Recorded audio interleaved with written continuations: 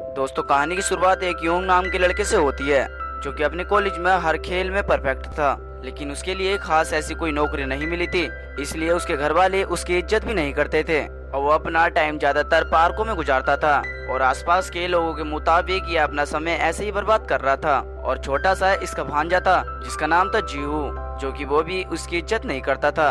और एक शाम में योंग अपने घर पर यानी कि रसोई में वो बर्तन धो रहा था, जिसके चलते इसके मॉम और डैड आपस में रिमोट के लिए लड़ाई कर रहे होते हैं। और इसके थोड़ी देर बाद ही वहाँ पर उसकी बहन भी आ गई और योंग की बेरोजगारी की वजह से वो बहुत ज्यादा गुस्से में थी और बिना बात के योंग को उल्टी सीधी सुनाना शुरू कर दिया।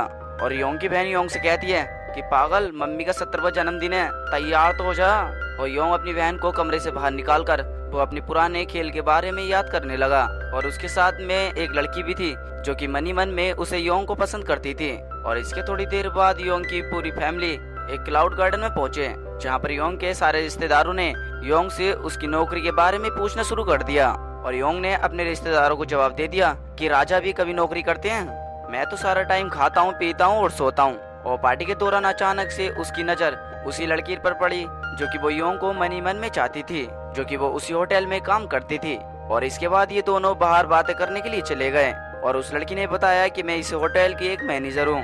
और इसके बाद जब ये बात निकल कर आई कि योंग क्या करता है, तो उसने अपनी काबिलियत की झूठी कहानी बना दी। कहता है कि मैं तो एक बहुत बड़ी कंपनी का डायरेक्टर हूँ। लेकिन उस लड़की को उसकी बातों पर बिल्कुल भी विश्वास नहीं हुआ। और फिर इसके बाद में योंग ने उसकी पुरानी वाली मुलाकात के बारे में याद दिलाया, जहाँ पर योंग ने उसे डेट पर जाने के लिए पूछा था, जिसका जवाब सुनकर इस लड़की ने डेट पर जाने के लिए मना कर दिया। और इसके बाद योंग कहने लगा कि दिल तोड़ दिया, मुझे छोड़ दिया, खैर कोई बात नहीं, मेरी जिंदगी तो माइंड ब्लोइंग चल रही है, मुझे तेरे आने जाने से कोई फर्क नहीं पड़ता।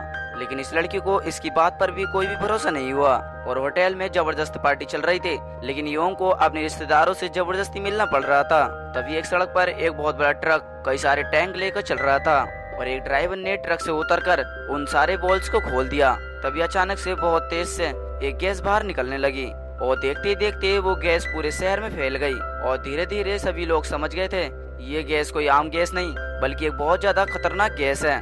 जो भी कोई इस गैस के नजदीक आता तो वो सीधा जमीन पर गिर जाता था।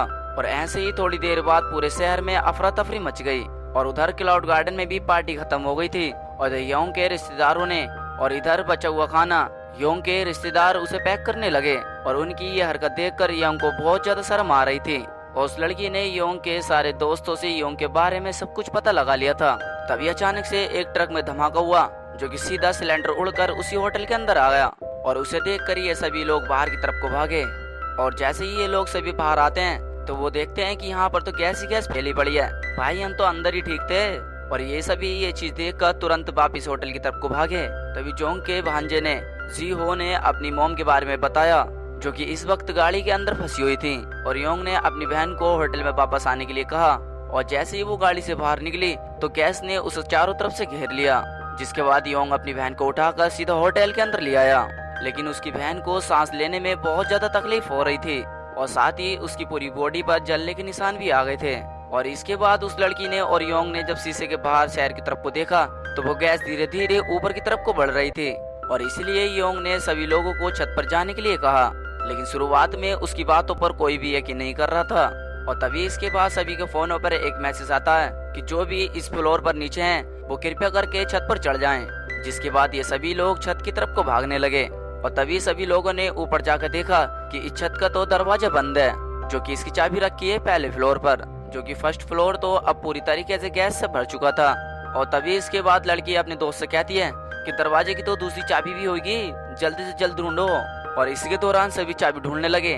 तभी चाबी ढूंढते समय योंग की नजर टीवी पर पड़ी, जहाँ पर उन्हें पता चला कि ये गैस तो बहुत ही ज्यादा खतरनाक है, लेकिन अभी तक किसी के पास भी इसका कोई इलाज नहीं बना था, जो कि इधर मास्क पहनकर अपने आप को 15 मिनट के लिए बचाया जा सकता है। और इधर दूसरी तरफ लोगों को बचाने के लिए गवर्नमेंट ने अपनी तरफ से कुछ हेलीकॉप्टर और कुछ लोगों को भेज रही थी। और न्यूज देखते ही सभी लोग चाबी के साथ साथ मास्क भी ढूंढने लगे।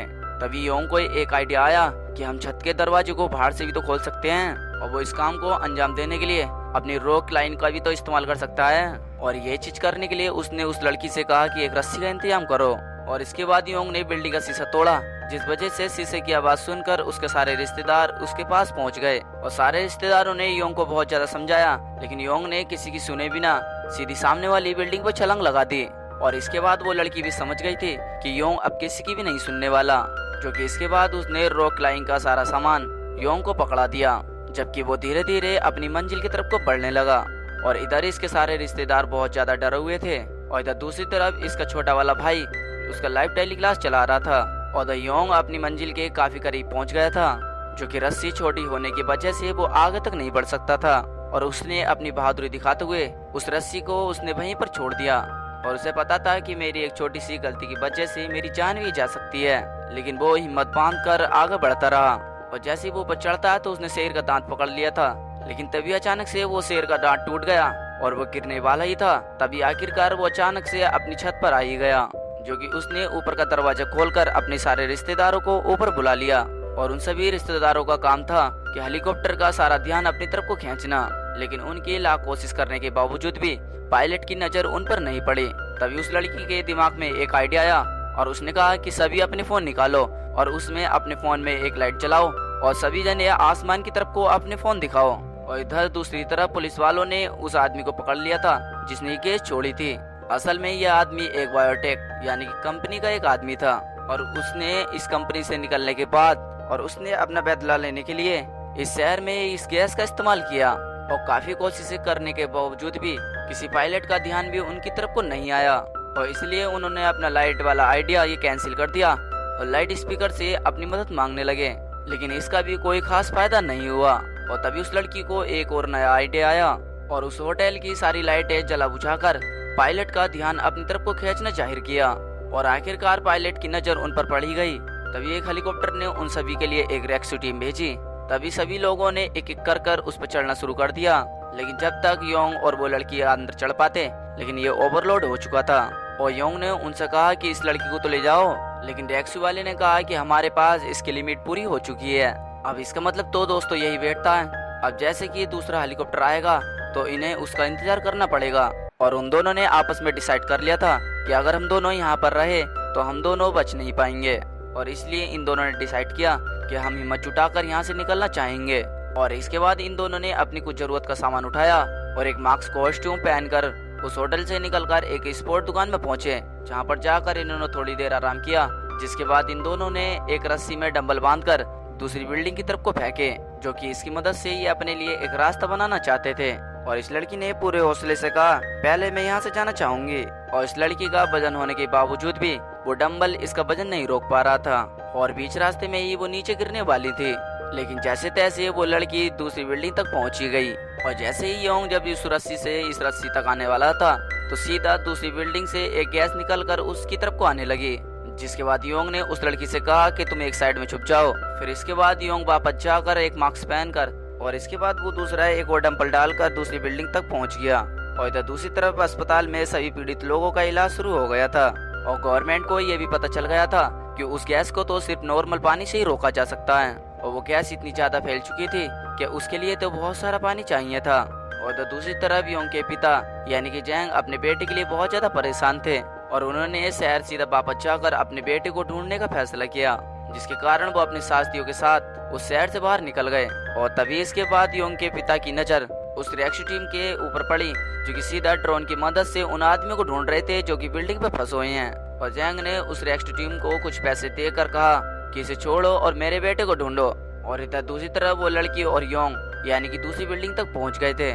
तभी इसके बाद उस लड़की की नजर कुछ ऐसे पुतलों पर पड़ी, और उन पुतलों को लेकर वो सीधा बिल्डिंग की छत पर पहुंचे। और उस लड़की ने ऐसे दिमाग चलाया ताकि रेस्क्यू टीम को भी ये भी नहीं पता चले कि यहाँ पर सिर्फ 2 जने हैं। और उस लड़की को ये भी पता चल गया था कि अगर हम 2 जने होंगे तो ये बचाने नहीं आएंगे, अगर जैसे कि इन्हें दिखेगा कि यहाँ पर बहुत सारे लोग हैं तो ये बचाने जरूर आएंगे। इस लड़की ने क्या दिमाग लगाया भाई, मानना पड़ेगा। तभी योंग की नजर सामने वाली बिल्डिंग में फंसे हुए बच्चों पर पड़ी, और उन दोनों ने उन बच्चों की मदद करने का फैसला किया। खैर इसके बाद वो हेलीकॉप्टर सीधा उन दोनों की मदद करने के लिए पहुंच भी गया, और उन दोनों ने उस पुतले का एक चिन्ह बनाकर उस दूसरी बिल्डिंग की तरफ को इशारा किया। खैर खुशकिस्मती से वो पायलट सीधा उनका इशारा भी समझ गया। खैर वो दोनों यहाँ से दोबारा जाने का इंतजार करने लगे, और दूसरी बिल्डिंग पर वहाँ से जाने के लिए उनके पास कोई भी चारा नहीं था। और दूसरी इमारत तक भागने के लिए उनकी नजर एक ड्रोन कैमरा पर पड़ी, और ये ड्रोन कैमरा वही था जो कि उसके पिता जैंग ने भेजा था। और जैसे ही जैंग अपने बेटे यानी कि जोंग को देखता है तो कहता है कि मेरे बेटे को जल्दी से बचाइए। तभी उस ड्रोन कैमरा ने उन दोनों का पीछा करना शुरू कर दिया, जिसके बाद उन दोनों की ये वीडियो पूरे देश में लाइव चल रही थी और ये पूरी दुनिया के लोग उन दोनों को इस खतरे से खेलते हुए देख रहे थे। और तभी ये दोनों दूसरी इमारत पर सांस लेने के लिए वहाँ पर रुके, जिसके थोड़ी देर बाद उस ड्रोन की बैटरी खत्म हो गई थी, जिसके कारण वो बंद होकर वहीं पर गिर गया। और जैसे ही योंग की माँ ने उसे देखा कि वो खतरों से खेल रहा है तो वो सीधा बेहोश होकर वहीं पर गिर गई। और तभी इसके थोड़ी देर बाद खूब सारे ड्रोन उन दोनों के पास पहुंच गए। और तभी इसके बाद योंग को एक आइडिया आया और उसने एक ड्रोन कैमरा को अपने पास बुलाया और उसने अपने पास बुलाकर उस ड्रोन कैमरा में एक रस्सी बांध दी, जिसके बाद योंग ने कहा कि इस रस्सी को सामने वाले पाइप में घुमाकर बांध दो ताकि ये दोनों इस रस्सी की मदद से यहाँ से आगे बढ़ सकें। ये दोनों जैसे ही आगे बढ़ते हैं तो ये सीधा बीच में रस्सी पर लटक जाते हैं। खैर धीरे धीरे वो रस्सी भी उस पाइप से खुल रही थी और उस लड़की ने अपना दिमाग चलाते हुए उस रस्सी को वहीं से काटना शुरू कर दिया ताकि वो झूल कर दूसरी बिल्डिंग में जा सकें। खैर बदकिस्मती से वो रस्सी ज्यादा देर तक नहीं टिक पाई और वो दोनों सीधा नीचे गिर गए। और ये सभी लोग ये नज़ारा देखकर बहुत ज्यादा हैरान थे। और तभी उसके बाद वहाँ पर एक रेस्क्यू हेलीकॉप्टर पहुँच गया था और जैसे ही उन्होंने दूरबीन से देखा कि वो दोनों कहाँ पर हैं, बल्कि अभी भी वो दोनों टावर पर लटके हुए थे और उन दोनों को एक सुरक्षित जगह पर लाया गया। तभी योंग की मुलाकात अपनी पूरी फैमिली से हुई और योंग की फैमिली योंग को जिंदा देखकर बहुत ज्यादा खुश थी। और इधर दूसरी तरफ उस लड़की के मैनेजर ने उसके सामने ड्रामा करना शुरू कर दिया, लेकिन वो लड़की उसकी सच्चाई जानती थी कि ये बहुत बड़ा ड्रामेबाज है। जिसके बाद योंग उस लड़की का क्लाइविन हुक देने के लिए वापस आया और वो लड़की कहती है कि मैं बहुत ज्यादा थक चुकी हूँ क्योंकि इतनी भरकम भार की चीजें मुझसे नहीं उठ पाएंगे, इसलिए वो उस हुक को मैं तुमसे और कभी ले लूंगी। पहले तो योंग को उसकी बात समझ नहीं आई, लेकिन वो दूसरी बात समझ गया कि ये फिर से मुझसे दोबारा बात करना चाहती है। और दोस्तों ऐसे ही ये मूवी हैप्पी एंडिंग के साथ यहीं पर खत्म हो जाती है। अगर आपको इस मूवी की एक्सप्लेनेशन थोड़ी सी पसंद आई हो तो इसे लाइक करके चैनल को सब्सक्राइब करना ना भूलें। बाकी की मैं मिलता हूँ आपको अगली वीडियो में, तब तक के लिए till then take care, love you, bye bye.